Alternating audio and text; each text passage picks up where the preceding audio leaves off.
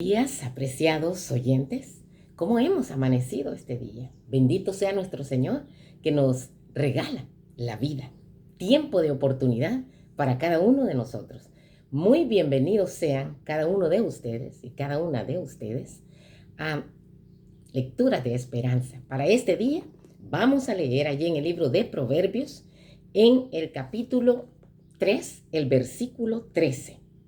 Reza las Sagradas Escrituras: dichoso el hombre que halla la sabiduría y obtiene la inteligencia. ¿Cómo dice la Biblia? Dichoso. En otras palabras, dichoso el ser humano que halla la sabiduría y obtiene la inteligencia.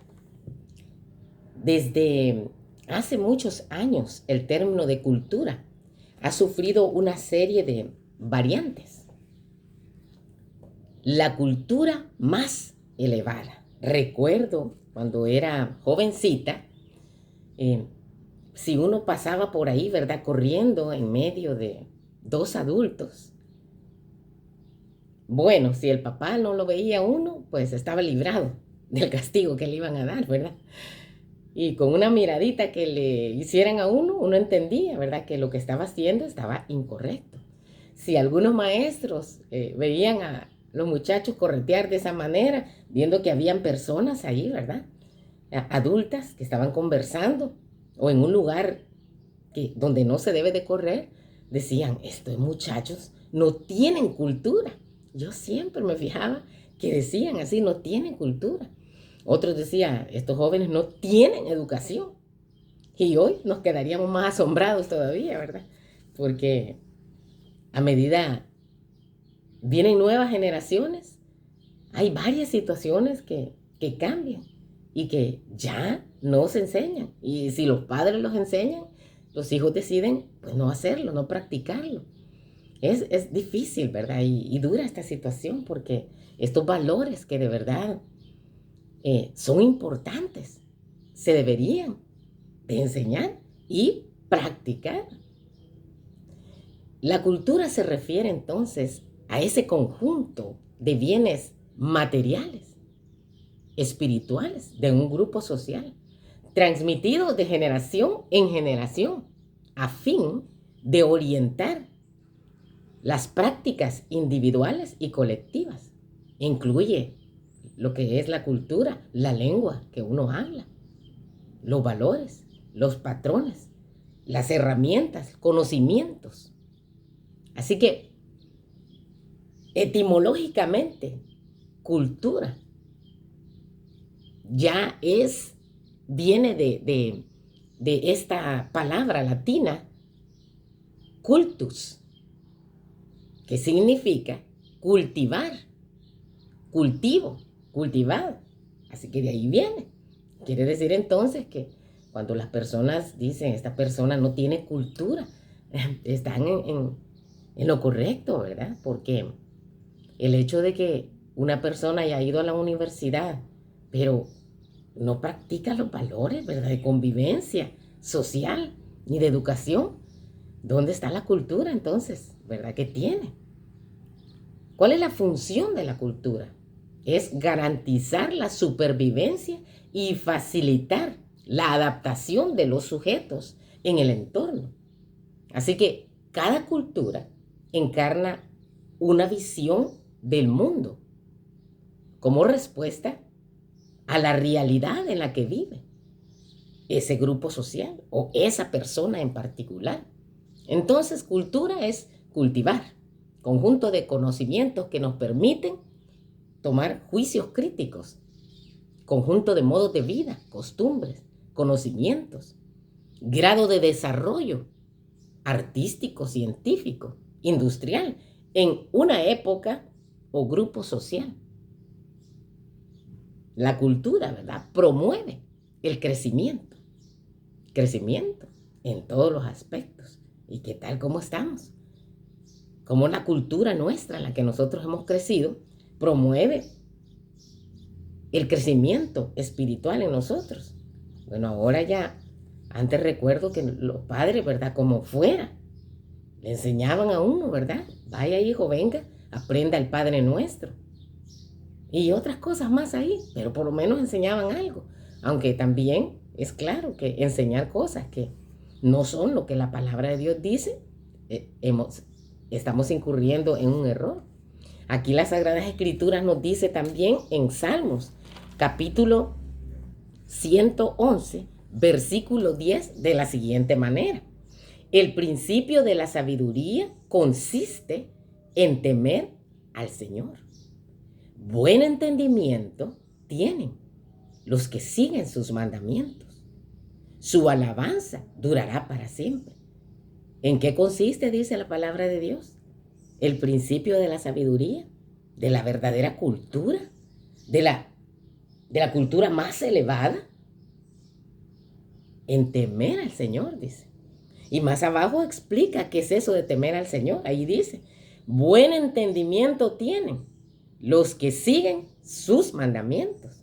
Bendito sea el Señor.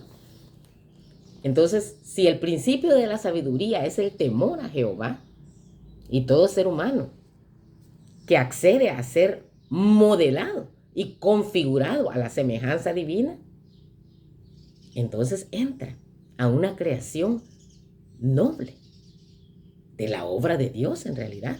El conocimiento experimental de la verdadera piedad en la consagración es la consagración y el servicio diario a Dios, a nuestros semejantes. Asegura esto la cultura más elevada de la mente, del cuerpo y del espíritu.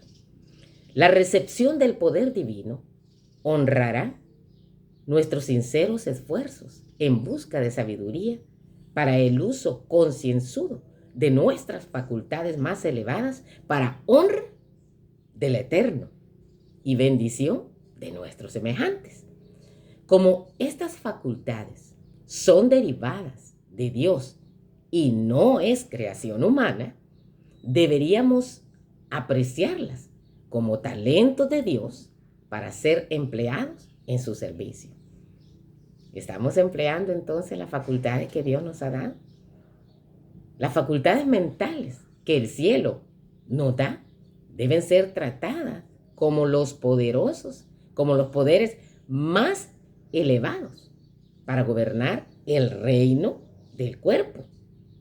Los apetitos y las pasiones naturales deben ser puestos bajo el control de la conciencia y la sensibilidad espiritual. Y ahí hay que tener cuidado también, porque no es de cualquier conciencia, ¿verdad?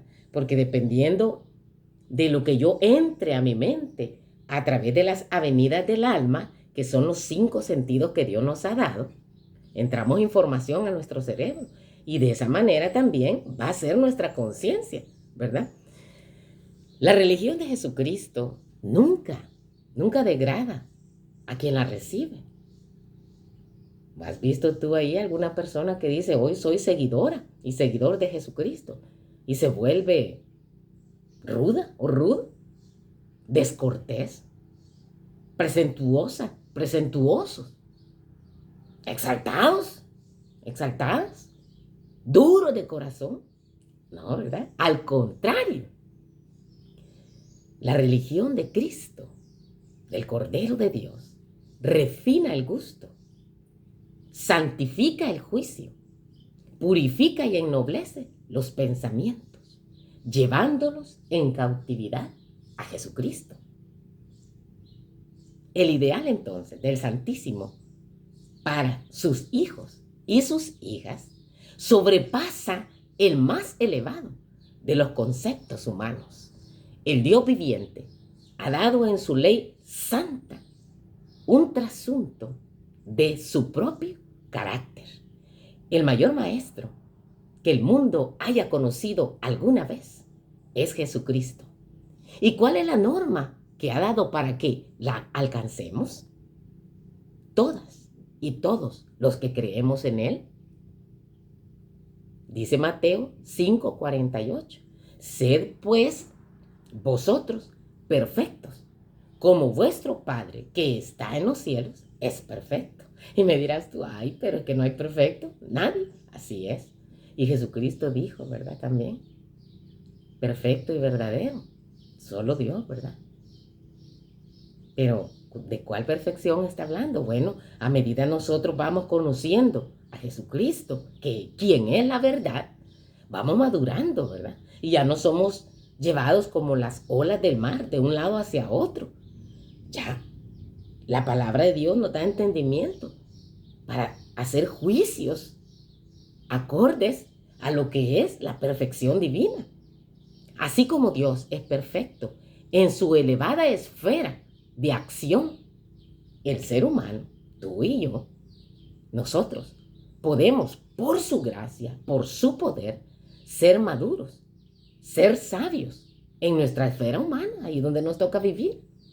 El ideal del carácter cristiano es caminar por las calles de oro, tener la corona de la vida eterna. Todo eso es fabuloso y es grandioso. Anhelo y es mi oración que alcancemos la vida eterna. Y la palabra de Dios, en realidad, en el plan de salvación, está plasmado. Que es más difícil perderse que salvarse. Porque perderse es por haber rechazado la salvación, por haber rechazado a Jesucristo. Tú has aceptado a Jesucristo como tu único y suficiente Salvador. Gloria a Dios. Has venido a pacto con Él. Porque no hay que dejar las cosas a medias. Hay que hacer pacto de amor con Él. Entregar todo a Él. Y seguirle diariamente. Estar dentro de sus mandatos. Dentro de su gobierno, sus leyes. Tú no has ido nunca a un país donde haces lo que quieres. O yo no sé.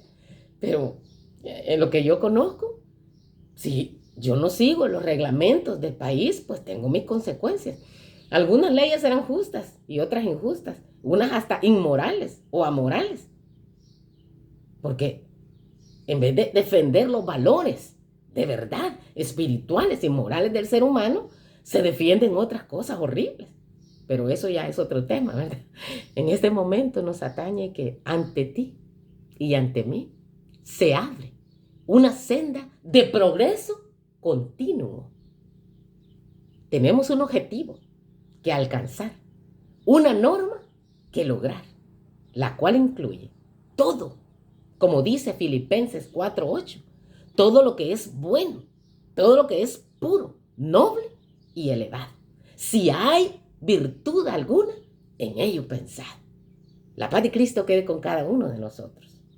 Tenemos una cultura más elevada y nuestro mayor objetivo es ser semejante a Cristo. Dios ha hecho provisión. Confiemos en sus promesas, no en lo que tú puedas hacer, porque todo lo que nosotros hacemos está dañado. Nosotros somos como un trapo de inmundicia, pero en las manos de Cristo es la diferencia, ¿verdad?